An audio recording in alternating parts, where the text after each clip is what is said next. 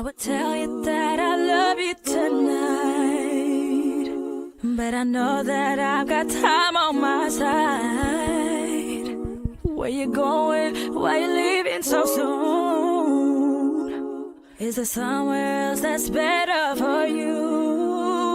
What is love if you're not here with me? What is love if it's not guaranteed? What is love? Spirit, lead me when the trust is without borders. Let me walk upon the roads wherever you would call me. Spirit, lead me when the trust is without borders. Let me walk upon the roads wherever you would call me. Look at me choked up. Spirit, lead me when the trust is without borders. Let me walk upon the road wherever you would call me. If it's not Spirit, guaranteed, what lead me is when the love? trust is without borders. Let me walk upon the road wherever you would call me. Spirit, lead me when the trust is without borders. Let me walk upon Can't live without you. wherever with you you. would call What me. goes around will come right back around. You won't know till it hits you. Spirit, lead me We when were the supposed to trust is be. without We were supposed to borders. be. Let me walk upon the road wherever you would call me.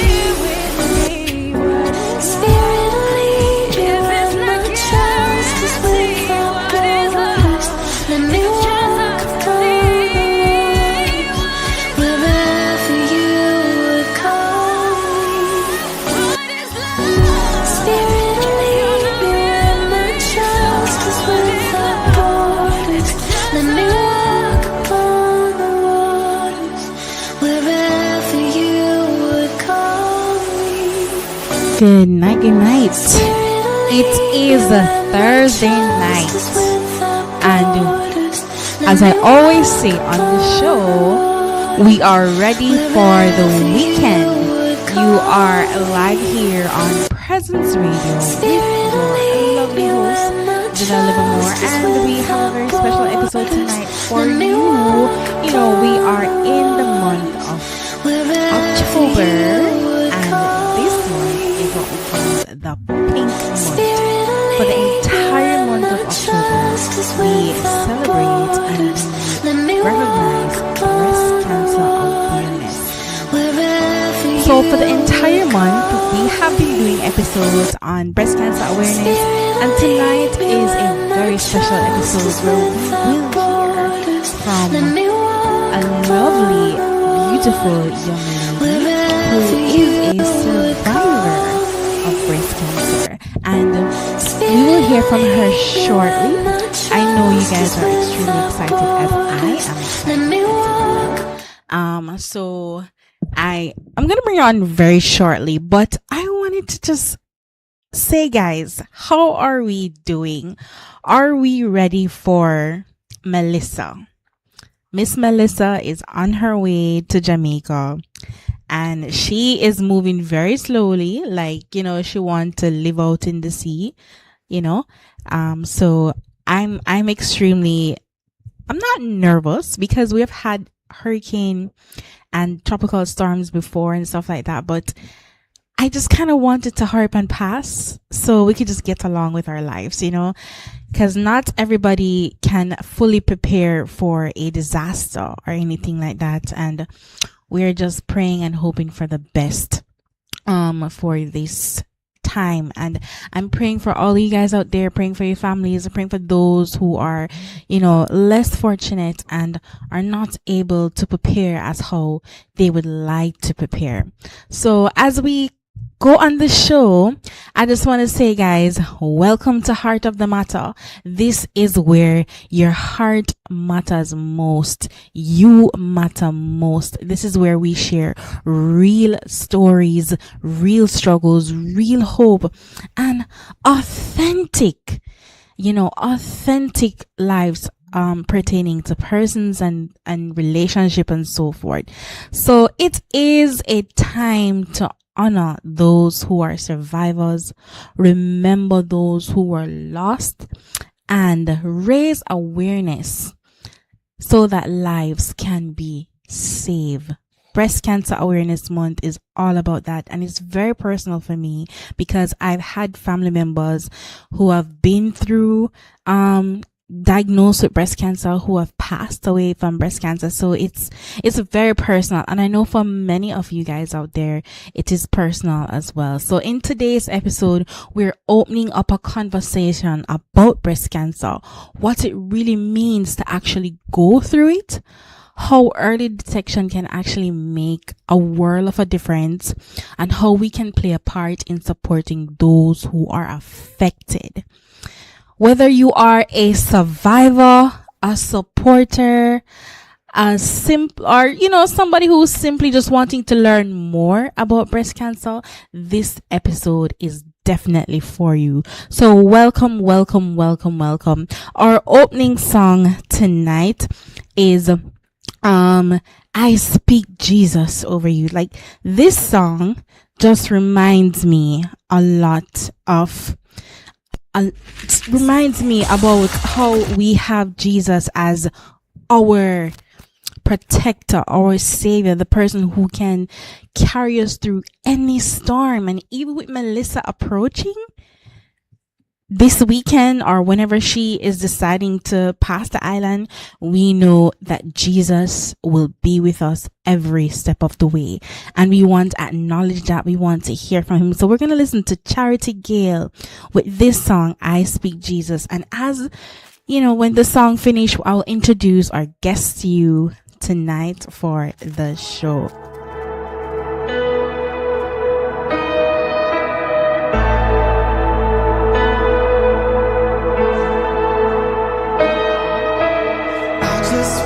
Speak the name of Jesus over every heart and every mind. Spirit, lead me where my trust is. I know there is peace within your presence. On the wall, I speak wherever Jesus. you are calling. Spirit, lead me where my trust is without borders. Let me walk upon Every dark addiction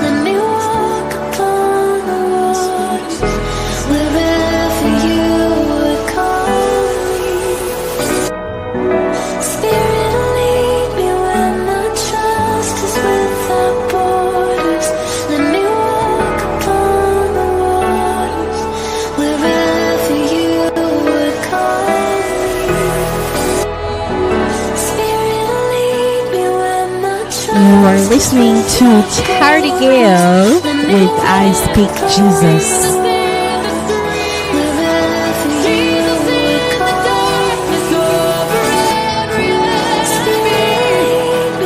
And we speak Jesus over Melissa. Everybody is very anxious and nervous.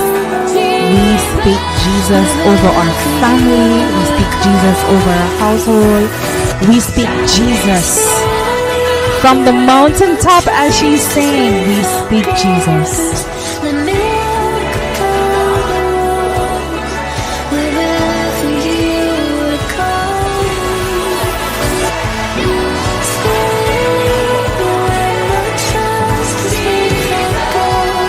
Guys, this song has officially become one of my favorite songs. I listen to it every morning going to work. I don't know. My husband was like, I feel like this is the only song you listen to in the morning. Yes. It has been my song that everything that's been keeping me going. I've been speaking Jesus over my life, over my job, over my family, over my friends, everybody. You know, it's just beautiful. Okay, guys, welcome back to Heart of the Matter, and you are listening to your lovely host, Leonore, and we are here with a breast cancer awareness month special, and we have a lovely guest with us tonight on the show. Her name is Misha Gay Ruddock, and Misha Gay is a breast cancer survivor. She is going to share with us her story.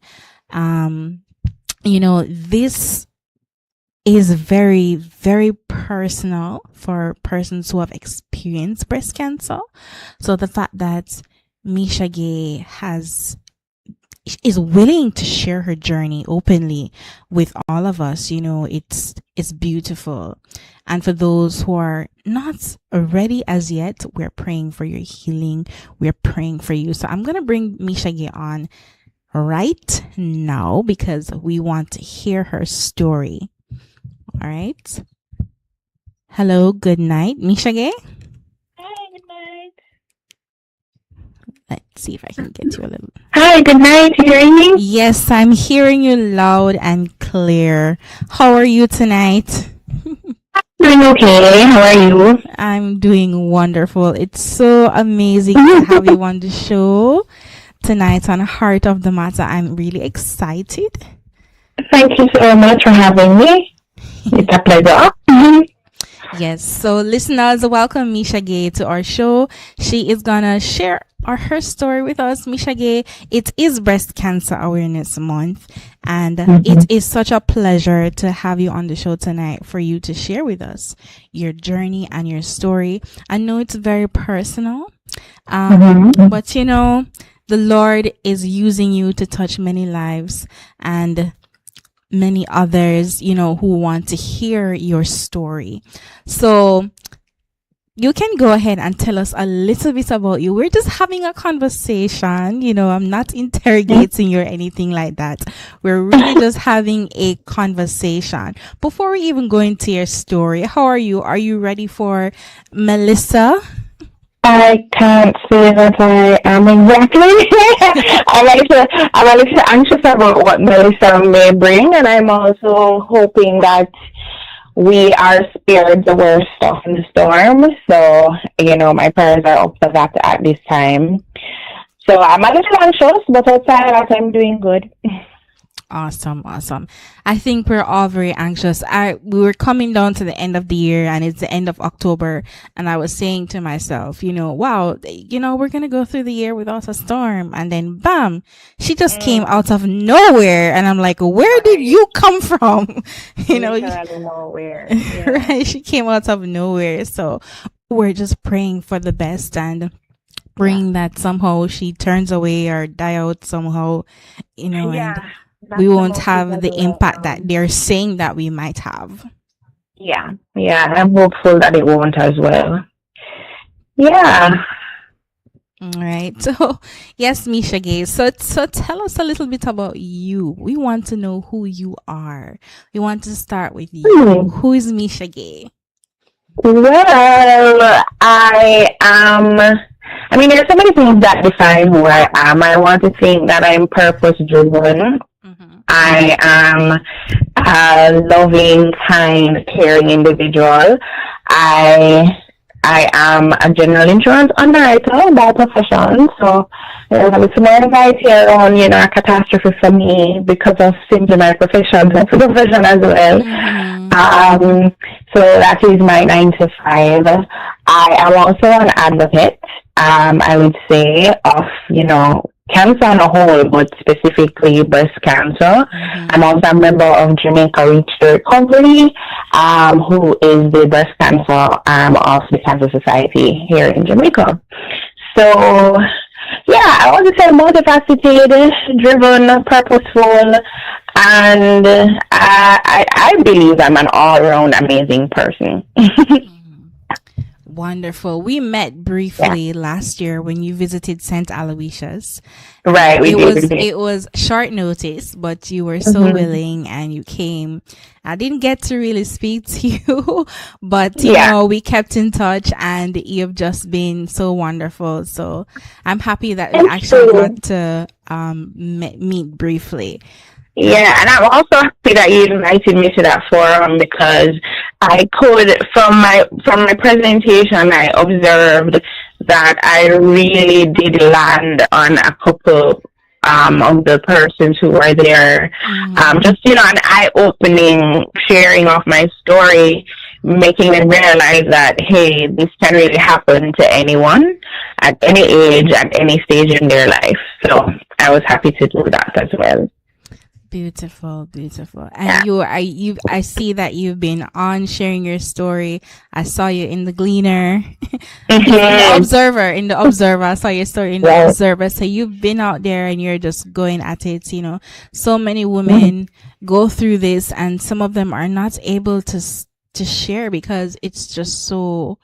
The trauma from it affected them so much, so the fact that you're willing to share and the fact that God can use you to touch others and to make others aware about, their bodies and stuff, it's a blessing.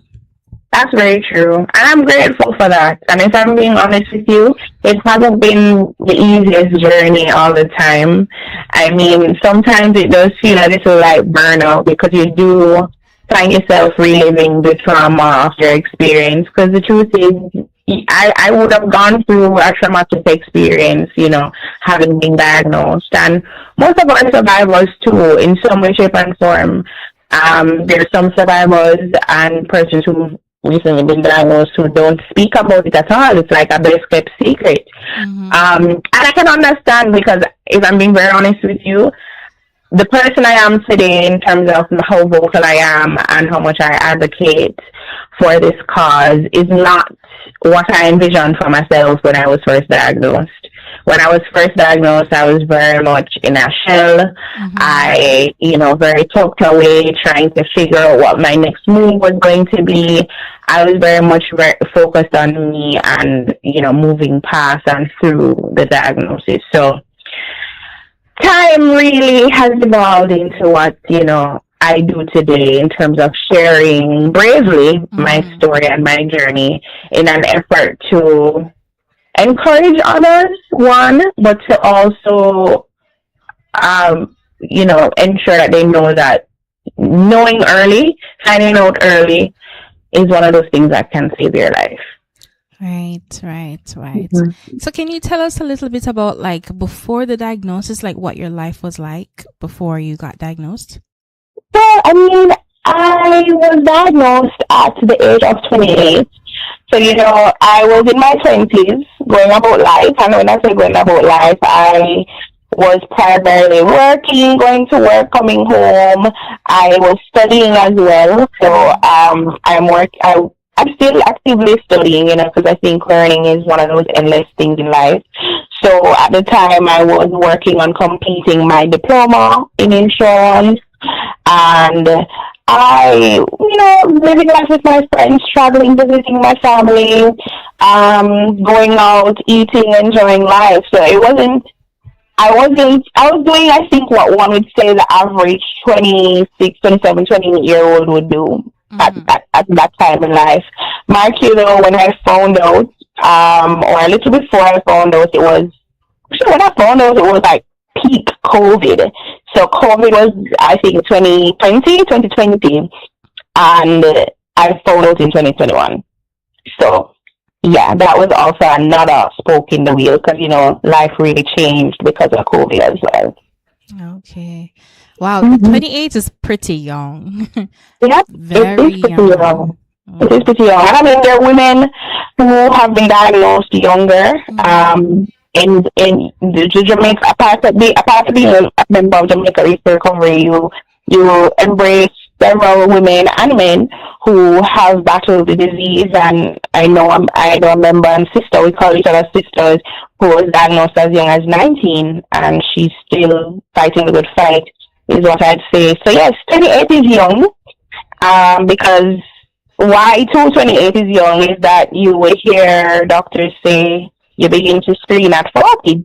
And screening looks a lot like a woman doing a mammogram, placing your breast in that X-ray machine to check if there's any cancer. And the truth is, that is one way to look at it. But there's another way to look at it, that at the end of the day, we are given this temple that is our bodies, and it is 100% important for us to get in tune with it. Right. Get to know yourself so that the least little thing that is off, especially if it's off for an extended period of time, you're encouraged to question it, to ponder and wonder what could it be, and to also make the step to figure that out. And lucky for me, that was my experience. Wow. Wow.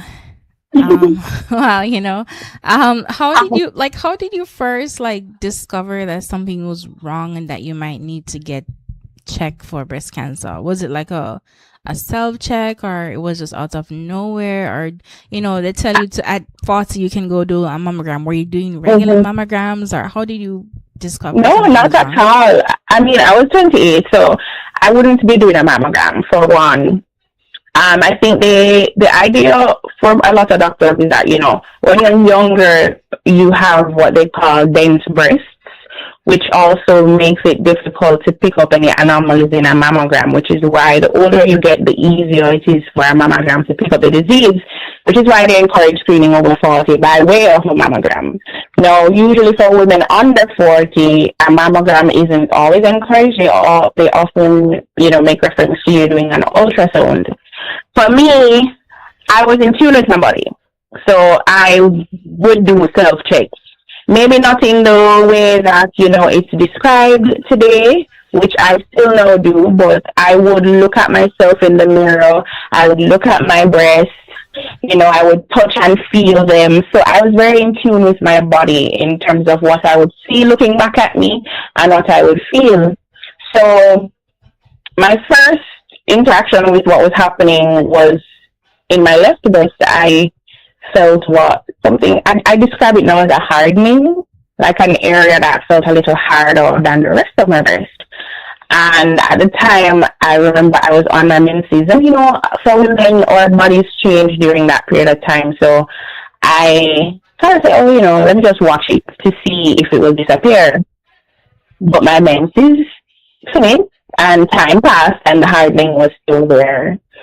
So I would have thought, opinions from my friends, my family, and the persons who encouraged me to go to the doctor and check it out. And my doctor felt what I felt, and, told me to go get an ultrasound done. And when I did the ultrasound, the radiologist said that, it doesn't appear to be a fluid-filled sac, which is what they describe as like a cystic breast or a fibrous cystic breast. It was looking more like a mass, so something with blood vessels attached to it. And the truth is, a mass isn't always malignant or cancerous. Sometimes it's just nothing. But out of an abundance of caution, it became real for me at that point that, okay, I'm going to have to check for sure to find out what this is. Yeah. Wow. Yeah, so I mean, I was asked to do a breast biopsy, a biopsy of the area, and that was done. And I had to wait about 6 weeks to get back the results. And I remember, I'll never forget the day. It was September 8th, 2021, when my doctor called me in to have a conversation about my results with COVID. And I've told the story before, but for your viewers and listeners, I would say I remember it was peak COVID and the office was packed. And the doctor said that I should be expedited. So I'm like, why am I being expedited? I'm not. I wasn't thinking the worst, to be honest. Because the truth is, even from the stage, yes, I got fearful when I had to do an ultrasound. Yes, I was scared because now I have to do a biopsy. But during even the waiting period, I was still hopeful and positive that I would be fine. It's not cancer. I kept telling myself it's not cancer. I kept having a positive outlook, So when the doctor expedited me and told me, make sure I don't have good news. You've been diagnosed with stage 1 invasive ductal carcinoma. However, we've caught it early. He said on the upside, we've caught it early. And I see what I'm saying, invasive ductal carcinoma, I felt like the earth opened up beneath me because I never thought cancer. And I can tell you more than one reason why I never thought cancer. I do not have any family members, from either side of my family who had been diagnosed with cancer. You have the primary diabetes or the hypertension here and there, but never cancer. So I was just like, where did this, what? I'm so confused. Cancer? I never thought of having cancer. To be honest, in my life, worse at 28. But here I am, now facing this diagnosis. So you were shocked, you were confused. Everything, all of the things. Anxiety took me again that time, trust me, because it was very, very difficult news to hear. And I went by myself. So, like I said, I wasn't even anticipating bad news, if you get what I'm saying. Because, you take a friend or you take somebody who will be there for you.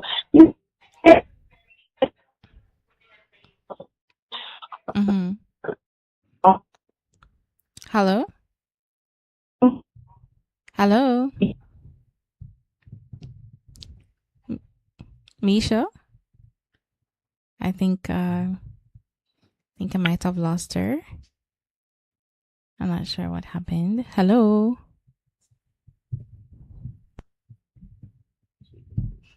On signal, Melissa. Melissa. I'm going to call her back. I'm going to hang up and call her back. Wow. So just listening to Misha's story has just really bring me a lot of goosebumps already, and I haven't even gone into the details. So I'm calling her back. I think that we're having a bit of signal issue.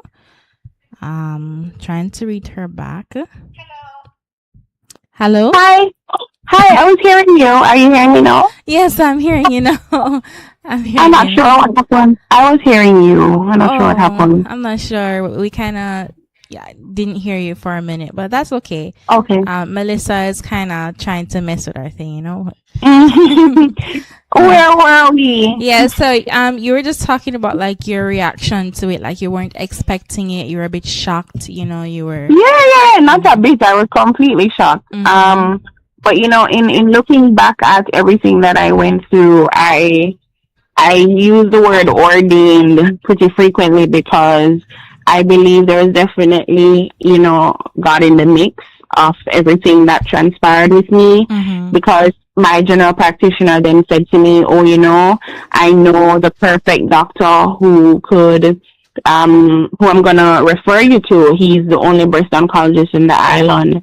His name is Dr. Jason Copeland. I think, he will be the best doctor for you to see at this time. So, it became a whirlwind of tests from there, having to do, the CT scans, having to do the blood work.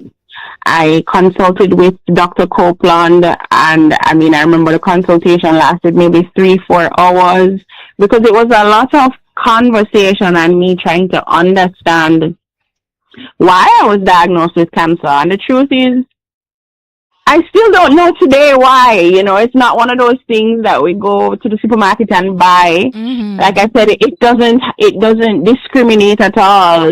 Black, white, coolie, old, young, in between. Right. There's because even when I think about children with cancer, it's very disheartening and concerning. But it's unfortunate the world we live in. We don't have the true picture around why we battle this disease. But at the end of the day, we can fight it and we can win. Mm-hmm. So in doing the screenings for, my preparation of what I was going to do to get rid of the cancer, or the plan to, like I said, I caught it early, get rid of it. A mastectomy was on the table, as well as a lumpectomy. No, I had to do a breast MRI in an effort for my doctor to map pretty much the area for surgery. So, he essentially wants to see where he's going to cut, the details of the breast, etc. Mm-hmm. Let me tell you, after I did the breast MRI, I came to find out that there was another lump in my right breast that I couldn't see, that I couldn't feel, that only a breast MRI would have picked up. You mean like both of them? Correct. Wow. So most women are affected with the disease in one breast. Mm-hmm. And the left breast is pretty frequent, but sometimes it's the right breast. But here I am again at 28. No history of cancer in my family, which I also confirmed medically, and I'm diagnosed with bilateral breast cancer. When you say bilateral, you mean like two? Both breasts are affected by the disease. Wow. So now it becomes, okay, we're gonna have to take off both. Wow. So the outlook for me was to do a double nipple sparing mastectomy with an immediate reconstruction. That was my plan of action, following, long conversations with my doctor. The truth is, too, everybody's cancer is different. So you have different types of breast cancer. Mm-hmm. You have estrogen positive breast cancer, triple negative breast cancer, HER2 breast cancer. Some breast cancer can be a mixture of two of those. Some can be just one, if you get what I'm saying. So for me, my type of cancer was estrogen or progesterone positive, which meant that my cancer was being fed by my body's own production of estrogen. Oh, interesting. Yeah. So, like I said, I made a decision to undergo the double nipple sparing mastectomy with the reconstruction, which that wasn't easy in and of itself, but I did it. 5 hours long of surgery. Wow. I look back now and I'm like, wow. This month actually marked 4 years post mastectomy for me. So, I'm grateful. I'm happy that I'm here still fighting the good fight and sharing with others that, you can win the battle too. Because I tell you, I remember when I was first diagnosed, there are a couple survivors I spoke to, and they said to me, Maisha, the battle is 90% mental. Right. I was about to ask that. I 100% agree. Like, your body is going to go through it, because trust me, after surgery, I've never felt pain like that in my life. Let's just put it simply. But of course, you're on medications which help. But the battle in the mind is one where you say to yourself, I cannot give up. I will not let this win, So kept fighting. I mean, I had my challenges too post-op. I've recently written an article for submission even about um, some of the shortfalls that happen even after surgery and some of the things people don't talk about. Mm-hmm. So I experienced something that they call ischemia in my right breast, which is essentially little to no blood flow going to the area following surgery, and then eventually the area dying and or becoming necrotic. And I ended up developing a hole in my right areola. So I almost lost a part of my breast. But thankfully, again, the Lord has a way of putting things back together. And I have healing skin, I'd say. So the hole that was there, eventually over time with care and, taking care of it, doctor's visits, etc., it came back together. And, I didn't end up losing the nipple or the areola, thankfully. Wow. But it's been a journey, girl. I can imagine. I mean, A you journey. mentioned mentally and physically. Did you have any moments of like doubt or fear that, like throughout the process, like, did you feel like you weren't going to make it through or anything like that? I don't recall ever feeling like I wasn't going to make it. Mm-hmm. I recall always having the mindset of I'm gonna be okay. No, I'm not saying that the negative thoughts don't creep. They do, Right. but it was like maybe 5%. Like the majority of me was always, it will be well. And I remember always praying for the outcome that I wanted. Mm-hmm. So from the moment I was diagnosed, I knew I didn't want to have to deal with the worst type of cancer. So I asked the Lord for the best type, if there is one, but I asked for that, Right. I remember not wanting to have to go through chemotherapy, and I prayed to not have to. And, I would have done some tests that supported my decision not to do chemo. Mm-hmm. However, there's still some things you have to maintain in terms of ensuring that you don't have to battle the disease again, because it's one of those things that can recur. And that's another thing, as survivors, we don't talk about a lot. The fear of recurrence or the concerns around recurrence. You have a headache, any little thing, your mind goes there. Mm-hmm. But I mean, I am currently now on hormone therapy, which is a method of treatment, which looks like a pill a day, an injection now every 12 weeks. And it causes me to pretty much be in a menopausal state. So my ovaries are shut down, which is the major producer of estrogen. And this is in an effort to ensure that there isn't a recurrence of the disease. Okay. I mean, the time frame is around maybe 5 to 7 years of this, possibly. Initially, my medical oncologist indicated 5. But we're going through the process now. We're assessing as we go, and managing as well. But I'm menopausal at 32. Wow. But we move. I have life, and I have, I'd say, a platform. And thank you for giving me the platform to advocate and help others. So I'm grateful. Most definitely. I mean, I'm happy to hear your story and for our listeners to hear your journey. Persons have been, messaging me say, is the interview still on tonight? I'm like, yes, it's still on. Melissa not gonna knock us out. Still on. So yes. In terms of your family though, what was their reaction in initially hearing that you were diagnosed with breast cancer?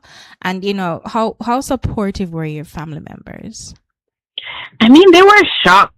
As shocked as I was, I believe my family was as well. Mm-hmm. I remember my mom was she's one of, when you think about it, well, for me, my mom is one of the strongest people I know. Mm-hmm. Just based on the things, different hands that life has dealt her and her, coming up above all of it. I just look at her as my strength, to be honest. So I know when my doctor shared with her in the moment, she had to dig deep in her own faith to strengthen me, to pour into me, the positivity. But I know it was very difficult for her because my stepfather, who is, her husband who passed away, had also died from cancer. So I know it was difficult for her to kind of maneuver that information. My aunt struggled with it as well, but she was here by my side, being my caretaker post surgery. My brother and sister struggled with the information as well because their dad, would have passed from cancer. So it was a lot of emotions, just raw emotions, a lot of prayers, a lot of tears, but it was a lot of love regardless, because I knew they were there for me.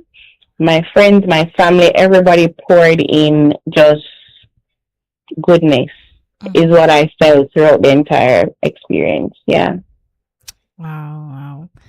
Amazing. I know in terms of mommy, it would have been difficult to hear her baby having something like this, I'm her firstborn, so when you say baby, that's true. She has me saved in her phone as my first love. So I know, I know for her it was difficult. And one of my aunts told me that, she would cry to her on the phone around her fears, but when she talked to me, she's the strongest person. You know what I mean? So mommy did go through it, but like I said, she's a strong one, and she kept me focused on my healing as well.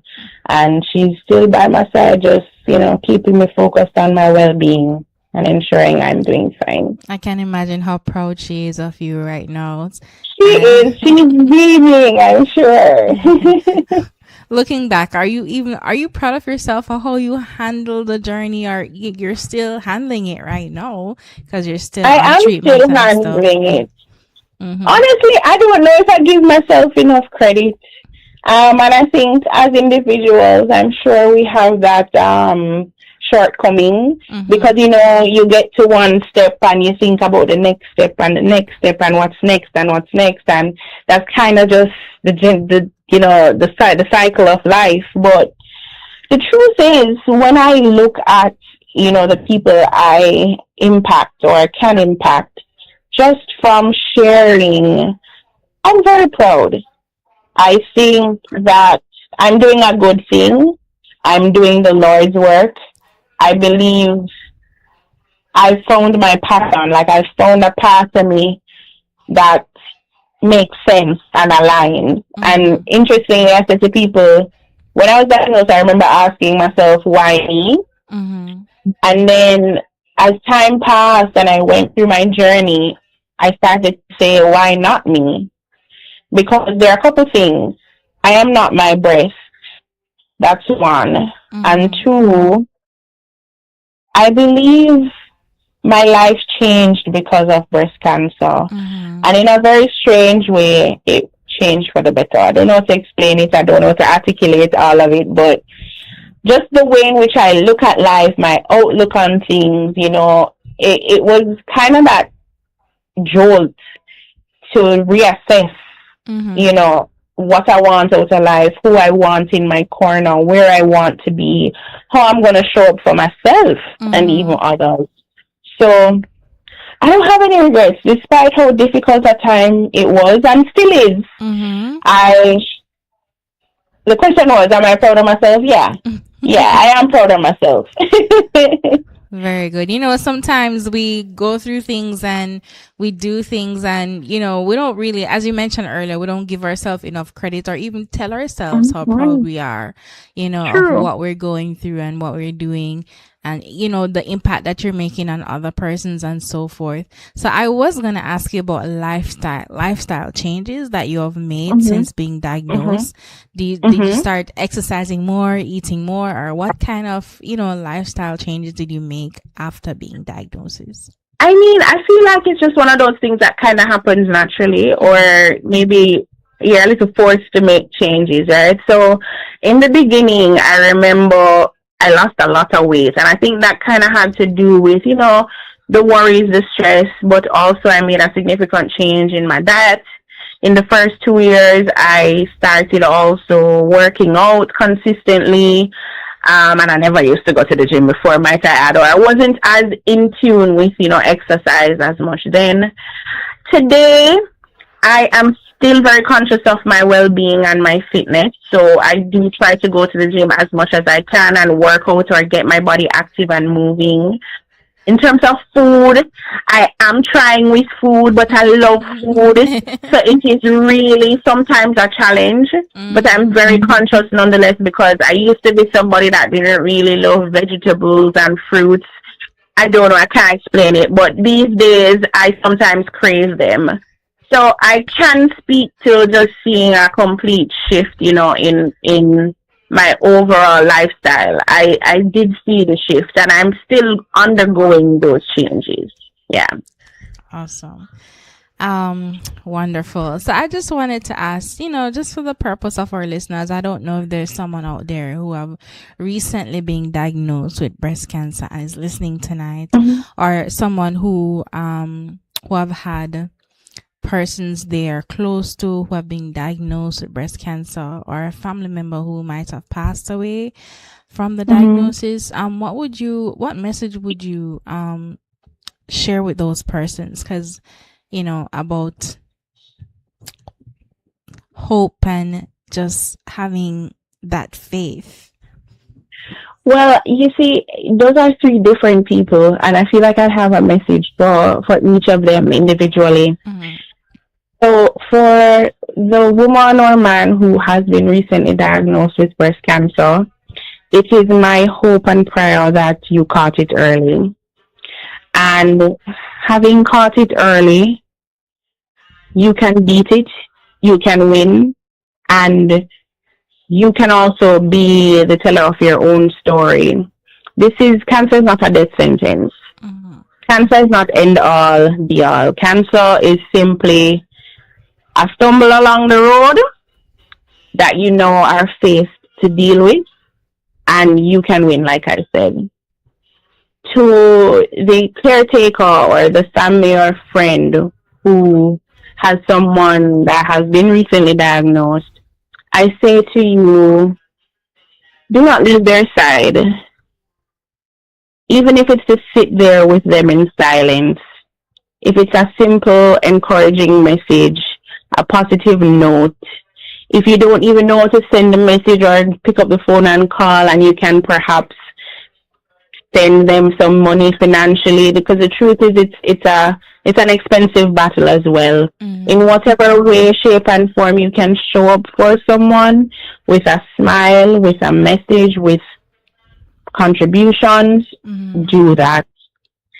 To the individual who has lost a member of their family or a friend from this disease, I send my love to you, but know that you can encourage someone else to be in tune with themselves. Now, I remember a doctor saying the earliest sign of this disease is no sign. And the truth is I cannot say there's a foolproof way to know whether or not you have the disease. But at the same time, as a survivor, as an individual now living, thriving in life, it is your duty to be conscious of your own self, to ensure that this doesn't happen to you and or another family member, but also to mark positive hope in the fighter that was. At the end, life is one of those things that's cyclical, and death is one of those things that is sure, unfortunately. But you are here now, and you can make an impact or a difference to your own self and those around you. So try to do that. So yeah, that's my 2 cents. Beautiful. Misha, is there any organization or people or resources that you'd like to highlight, from your journey and experience? Absolutely. I mean, I will have to shout out my workplace, which is BCIC, British Caribbean Insurance Company.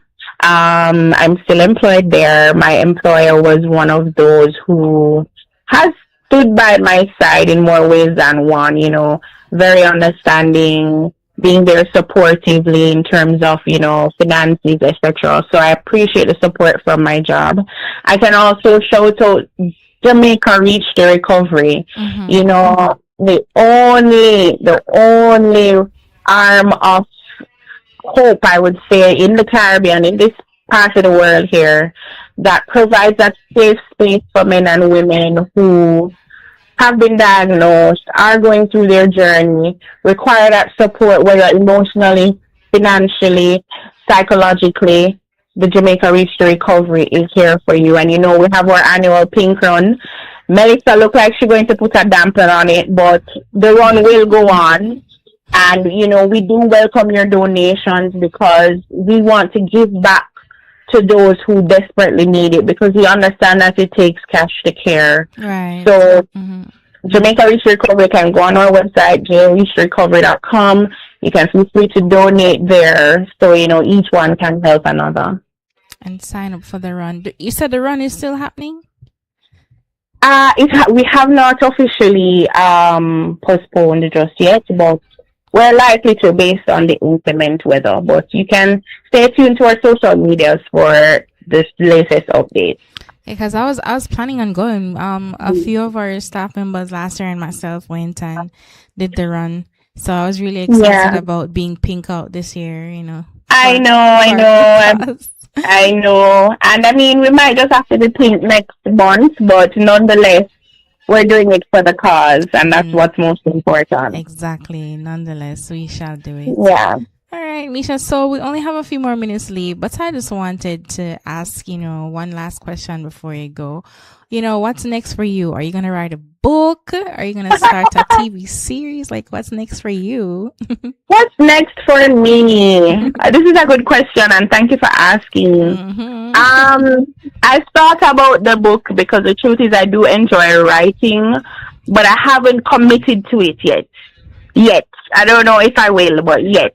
What I have done thus far, though, is I've written articles, contributed to the Gleaner. I've also contributed to the Reach to Recover International magazine, which is called Bloom. So that is the International Breast Cancer Foundation. So I write and I submit because I do enjoy writing. I've thought also about my own motivational platform. I think I enjoy interacting with people. I enjoy getting to know people. I enjoy just being my best self, and also pouring into people that they can do that too. They can tap into their becoming their best selves and showing up as such. So maybe what's next for me is really launching out into something like that. My own little business of motivational speaking, posting, that kind of a thing. But we'll see. Beautiful. Well, we only have 3 more minutes. So I just want to say thank you so much for being so open, for being willing to share your story with, I don't know how many people are listening tonight or who's listening or where they're from, but, your story would have made an impact. And we just, I just want to say thank God for you. Thank God for your life. Thank God for your journey. And we're praying that, all will be well. I know you're still going through your different things and stuff in terms of the breast cancer. So we're praying for healing, complete healing. Complete healing over you, my girl. Amen. I thank you. Right, thank you so much. You're welcome. Any last encouraging words to our listeners before you go? Like I said, ignore nothing. I am gonna encourage you to pay keen attention to your body, no matter what age and stage you are in life. Don't be afraid to do your annual checks. Go to the doctor when something doesn't feel right. Ask questions. Seek second opinions when the gut feeling is telling you something not right. Like I said, ignore nothing. You are your own champion. And early detection saves lives. So if you find out early, trust and believe you can beat it early as well. Amen. Amen. All right. Well, thank you again, Misha. Before you go, you mentioned men. Have you actually met men who actually, in Jamaica, who actually has breast cancer? You've met men? I have. I mean, being a part of Jamaica Reach Recovery, we actually had a male member who passed away earlier this year. Oh. I mean, his soul rest in peace. So he was diagnosed. I don't quite remember when exactly, but he was first diagnosed with breast cancer. Then he took off the area, right? But he had a recurrence, and it was the recurrence that pretty much spread and eventually caused him to pass away. So, yeah, I have interacted with a gentleman who was diagnosed with breast cancer, or only brother member. But, may he rest in peace. Yeah. Wow. So we want to also encourage our men to be in tune with their bodies. Last month was prostate cancer awareness. And of course, I had a whole series on prostate cancer awareness as well. So we're making awareness for everybody, male, female, everyone.